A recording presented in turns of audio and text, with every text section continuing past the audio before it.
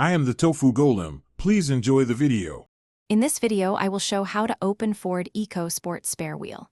Start by parking on level ground and engaging the handbrake, then gather your jack and lug wrench. Walk to the rear, remove the underbody access cover, and inspect the winch or latch that secures the wheel. Clear any debris around the mechanism, use the correct tool to lower the wheel slowly, and set the spare on solid ground before removing bolts. To lower the spare wheel, position yourself safely behind the vehicle and insert the release tool into the winch slot. Turn the crank steadily while keeping a firm grip on the wheel assembly so it descends smoothly. Pause if you feel resistance and clear any obstructions before continuing, then guide the wheel down to rest on the ground.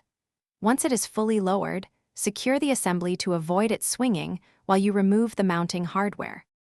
If you are finding this guide helpful, please subscribe and like the video to support the channel. Quick recommendation: the new Kindle Paperwhite makes waiting for repairs more pleasant with a glare-free display and long battery life, perfect for downtime in the driveway. I use one during tire changes to relax and read.